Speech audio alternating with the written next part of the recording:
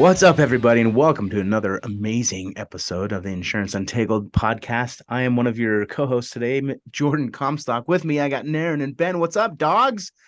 What's up, Jordan? What you guys doing this morning? Doing great. You woke us up. I like that. I like Yeah. that What I intro. do just pisses my wife up when I do that in the morning. Pumped to be with you guys this morning and be discussing some awesome stuff. Today, we're going to be interviewing Ben, and we're going to be talking about, do insurance plans lease the current dental terminology, CDT, from the American Dental Association? I'm actually kind of interested in this. I've never heard of this before, Ben, so I'm excited to hear what you have to say about this topic. Can you repeat that title again, Jordan? I just didn't catch it. Yeah. Do insurance plans lease the current dental terminology, CDT, from the American Dental Association? So I don't know what kind of can of worms this episode is going to open. It seems like we're about to open it up and find out. Yeah. Okay. Well, it's more curiosity, right? It's kind of funny. Like when you look at history and the United States attempt to go to the moon, right? And the interesting thing is that a lot of people don't know that our desire to go to the moon wasn't driven behind curiosity. It wasn't driven behind science, right? Yeah. It was because another country put Sputnik up there, and it was a contention between the U.S. and Russia that really drove, the U.S.'s desire to improve NASA as more so for military purposes as opposed to science, right? The exploration of our universe. Interesting. And so when we talk about this whole thing behind the American Dental Association, the current dental terminology, which is the coding system that we use, right? I just want to throw a disclaimer. We're not making any attempts to throw anybody on the bus or create an environment of suspicion. This is more so just we're curious, right? We want to know the answers to these questions because we haven't been getting answers. So let's talk about it to see if we can at least open up a discussion in the industry to get some answers on this particular issue. Yeah. So with that said, Ben, there have been rumors that the ADA leases the CDT codes to the insurance companies. Is there any evidence of that? Yes. So this was actually first brought to my attention back in 2019. So I won't mention where or who, but it was a high level official who's also, I believe, was a practicing dentist at the time, who opened up his phone, and this is after I gave a presentation at one of the conventions in Chicago back in 2009. But he opened up his phone and he said, "Let me teach you a few things that might help you in your future presentations." And he actually shared this with me. He pulled up the leasing agreement, the language of it, and he said, "Look, this is made available to members that request it." So he didn't mention any confidentiality, but he did say, "Hey, you didn't hear this from me, but I want you to know this because I feel like the membership of the American Dental Association needs to know, because it's helpful when you know that the insurance carriers have no rights to the CDT codes. They don't have any rights to that. They lease it from the American Dental Association." So with that regards, that was the first time that I knew about it. Well, funny thing is just in the last couple of months, a dentist sent me a copy of the revised agreement. So I've seen it, I've read it, it exists. And we can talk about areas in which it could be helpful. But to answer your question, yes, the CDT agreement between the ADA and insurance carriers, it does exist. Let me ask you a follow-up question, Ben. You said you read it. Can you maybe talk about what it says? Like, what are the key points that perhaps would be relevant to our listeners, dentists? Yeah, so the ones that that resonated to me, of course, they're just standard language that, the current dental terminology is owned by the American Dental Association. But one of the key things within that agreement, it says that the insurance carriers agree to not change, alter, or redefine, and I'm just summarizing here, this is not official legal language, and I am not an attorney, this is just from memory and speculation, basically. So essentially it says that the American Dental Association owns the codes and definitions. Insurance carriers agree to lease them for claims processing purposes, but they have no rights to changing the definitions, right? So that is a key component of the leasing agreement that I remember. But otherwise, other areas in terms of just standard, confidentiality, standard promises are pretty much the same as any other type of leasing agreement that you would have of this type of magnitude, or this type of CDT arrangement, right? So anyway, that's what I remember in there, and I have a copy of it, but I'm afraid to read any components of it because I don't own them, so I can only speculate. So the ADA, essentially how it works is, this is just me being curious now. So you, as a dentist, you pay a subscription to be a member of the ADA. Is that how it works? A yearly subscription? That's right. Yes. You have to be a member, right? And then, so they have a multi-sided market where they are selling to practice owners and getting them to pay for the subscription. And then they're selling to the insurance companies I would say their CDT codes, access to them. Is that what they're doing? So I'm not entirely certain about the financial arrangement, or if any exists. I've been told that there have been, but I can't verify that. Yeah, we can't verify it. But I would imagine if they have an agreement of some sort, there's got to be some type of financial exchange, right? Like I have agreements with people using my software, and there's always some type of financial exchange, right? That's kind of how my mind's thinking about this. There could be. And so here's my ask, because I know that this recording is going to reach an American Dental Association official. Sure. Is that it's not necessarily, it's just more curiosity. I know how to use this agreement language to help in the claims appeal process. Yeah. So how do we do that? Well, let me just throw my plea out there to the ADA officials real quick. It just seems like to me that this particular agreement, like none of the members know about it. None of the dentists know that this type of arrangement exists. I think, and I don't know why. I don't know what the intent is to keep, and I don't know if it's intentionally being kept a secret that this type of agreement exists. But from my experience, it's been very helpful for dentists that know that such an agreement exists. And when they communicate with the ADA is willingly and freely sharing information about the leasing agreement. But I think it would be a good idea for all the members to know, because the leasing agreement itself does help resolve and settle a lot of claims abuse, right, between doctors and insurance carriers, primarily surrounding changes in code definitions that the insurance carriers agreed not to do.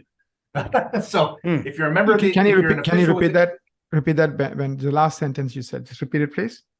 Yeah. So essentially, the agreement itself helps doctors enforce claims denials when in situations where the insurance companies are changing the code definitions in an effort to deny a claim. A classic example is patients that have periodontal disease, right? According to the Centers for Disease Control, over 50% of the adult public here in the United States has periodontal disease, gum disease, for those of you that need to make that connection. And so when you submit a case of scaling and root planing to an insurance carrier, a lot of times the insurance carrier will come back and say, well, that doesn't meet our understanding of scaling and root planing, right? And yet the practice has followed all the guidelines listed to the CDT, all the indications necessary to diagnose periodontal disease, and yet the insurance company is saying, nope, that's not perio, we're not going to pay it, right? They're very careful about their wording, but they just say, this doesn't fit our criteria, which in a roundabout way, it doesn't fit the CDT definition, right? And so they change that, and they even go to the extent sometimes of telling patients, your doctor overdiagnosed you. So a patient that truly has gum disease now doesn't believe that they have it, they don't follow, they change dentists, they don't follow the right protocols, they don't get the right treatment. 10 years later, their teeth start to fall out. Who's at fault, right? So I think this is one of the reasons why this agreement exists, is that you let the clinicians be the clinicians and Yeah. do their work professionally. And the insurance carrier, you determine, whether it's a clean claim and you pay it accordingly, but you don't make an attempt to change the definition just so that you can deny a claim. So that's to interesting. me, that's why all the ADA members need to know this agreement exists, because for me, it's been extremely helpful in appealing denied claims. That's interesting. So can you kind of give an example of how you use this knowledge to fight back and say, hey, you can't deny this claim? Can you give us like a specific case that happened recently, Ben? Yes. So, of course, I got to protect the identity of people that Of are course. involved. So, essentially, not too long ago, I recommended to a client to contact the American Dental Association. Said, hey, it looks like you have a solid case of the insurance carriers redefining the definitions. And one of the best ways to appeal that is to get the contact for the American Dental Association that governs the leasing agreement between the insurance company and the ADA, and ask for some advice. So I was then subsequently copied on a lot of those emails. And what I found is that the ADA actually, they're very open and very, very helpful to member dentists. And again, this is exclusive to members, right? For obvious reasons. They're the ones that pay, to keep the organization afloat. But the ADA responded positively, and they said, hey, have the patient sign these HIPAA release forms, then send us all the information, the claims information, and we will review it, and we'll have our attorneys review it and determine whether the insurance carrier has violated the leasing agreement. And sure enough, the response was, yeah, the insurance carriers violated the leasing agreement. So it sounds like I go ahead. Yeah. Sorry. I don't go finish your sentence, then I'll ask my question. I've seen this a number of times where when the ADA is copied on when a doctor appeals and then they throw out, oh, you violated the CDT agreement, and they copy the ADA's legal counsel that's over the CDT agreement. Sure. 100% of the time, the insurance carriers reverse their denial, right? They sort of backpedal. But the other part of it, it's almost like bullying till somebody, the bigger bully, comes in and says, stop it. Yeah, it sounds like the ADA, the reason why they lease it out is to control the wild insurance companies. Wild West. Right? Yeah. That's what it sounds like, but I don't know. It's a system. To me, it's a really good system of checks and balances. Yeah. But nobody knows about it, right? Nobody knows about that path to appeal claims, which I think is the reason why a lot of doctors end up terminating their memberships with the ADAs, because they don't know or tap into all the different services. So that's like one of the benefits of being a part of the ADA is the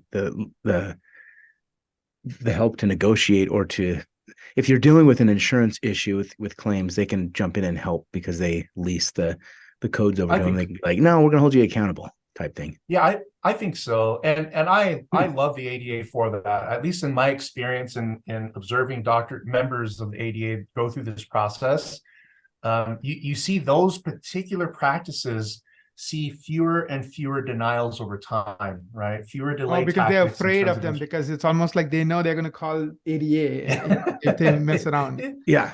They're like the police. Yeah, that's interesting. Yeah. So using that to negotiate anything. Actually, this happened to us, Jordan. We had a neighbor. They would, literally throw these pucks, and literally it will come into our garden and pucks, like hockey pucks. Hockey pucks, right? Oh, that's right. You're in Canada. Canada, right? I mean, it's like pretty dangerous. And we told them, be mindful who's around, and just don't do this when we're around, in our backyard. Nothing happened. And finally we called the cops, and boom, it stopped. So, yeah. Interesting how that works sometimes, huh? Yeah. Sometimes, people, it's funny because I think people and organizations in general, they fear authority. Exactly. Especially when you're doing something wrong. Right. Is that how it works, Ben? It has for me my whole life. When I do something wrong, I hide from my dad. You hide. You're go, man. I hide from my teachers first, because if you get spanked by your teachers at school in Samoa, You get it tenfold when you get home and your parents found out that you were being naughty at school. Yeah. That's Yeah, funny so and sad. it's life. Yeah, that's really interesting. Yeah, it is. That's interesting. I think ADA should promote this, right? Like that they do. It sounds like a dues. feature. Yeah. Yeah, like it's like a huge feature, right? If I'm an ADA member, I'm paying dues, and I'm thinking, should I continue paying those dues? I mean, this We ought to being get an able to call ADA the member to cops, come on and talk. being able to call the cops on the insurance company. Hey, that's like Yeah, you're the insurance price of company gold. cops. So that's what I am trying to find somebody, an official at the ADA that'd be willing to come over, and I'm very close to getting one of them to commit and speaking on our podcast. I think Sure. so. This is just speculation, and I guess we can maybe talk about this. Is there's a fear naturally in my mind there would be a fear. It's like, well, if we are charging the insurance carriers and then charging dentists, the question is are people going to find that a conflict of interest? So this is just speculation. My answer to that would be, well, I don't think there's a conflict of interest because it's an association for licensed dentists, right, and specialists. Yeah. And at the end of the day, if you can, like when you go to conventions, you see Delta Dental, Guardian, and other insurance carriers sponsoring the event, right? So they're contributing towards the financial sustainability of your trade association, your advocacy association. Sure. But I think with the amount of legislation and the amount of lobbying that the ADA does, which is, from my research, it's one of the largest lobbying efforts of any association in the world, professional associations.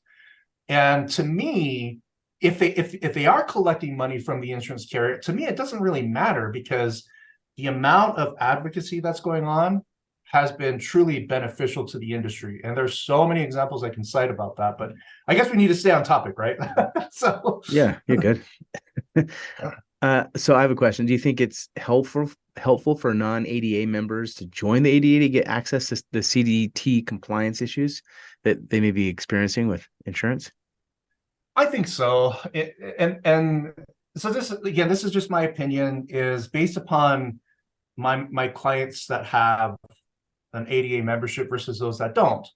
So those that don't have a membership can't really effectively go this route by saying, hey, the ADA says that you can't change the code definitions. And if you just think about any negotiating setting, if the insurance company comes back and says, well, you're not even a member, right? So, yeah. So effectively, like contractually at that point, if you just follow the logic behind it, can I, as a non-ADA member, be represented, or can somebody from the ADA defend me when I'm not paying my dues, right? So yeah, sure. Who knows? I just haven't seen this. What does it cost to join the ADA? Oh gosh, it's like probably $1,500 a year. A year, I think. Yeah, it's probably that's reasonable. Well, I don't know. Don't take my word for that. If you're not an ADA, if you are, well, I mean, whether you are or aren't, that's just a pure guess based upon what I've been told, is that it's about $1,000, $1,500 a year to join. Thank you so much, Ben. I had a question. So let's say somebody is really, really curious. They want more resources, especially perhaps they're getting denied all the time, right, by the insurance companies, and they're not sure, is it because they're doing something wrong, or is it because the insurance company is changing the rules without them even realizing it, and then they want to hold them accountable? Like, where should they go next? Are there any resources? Can you or your team help, Ben? Yeah, absolutely. So we, in terms of just general claims appeals, if you're struggling with that, I recommend, you can contact us through our website. I put you in touch with Tessina, who, if you've joined any of our webinars, Tessina, of course, is featured on our very first webinar, and she is a true insurance expert and has so many different success stories behind fighting insurance companies. So contact us. Go to veritasdentalresources.com. Just put in the subject line Tessina or help with claims appeals. And if you're a member of the American Dental Association, I can then give you further instructions from there on how to contact the officials at the ADA to get a copy of that leasing agreement, and even some coaching and instructions on how to use that to your benefit, right? So on that part there, just give us a call, send us an email. We'd be helpful. We'd be happy to share any helpful resources to anybody that has questions about today's episode. Thank you so much, Ben. I learned a ton. Of course, Jordan, thank you for always just being the life All of the my party. BS, yeah. I was being polite. Anyways, so thank you guys for this awesome episode. I never heard about this till today, Ben. So thank you for bringing this to our attention and enlightening our audience. We have thousands of people who listen to this. So thank all of you for being our fans, being our advocates, sharing the podcast on social media. Of course, we love your reviews. So please write reviews on iTunes, Google Play.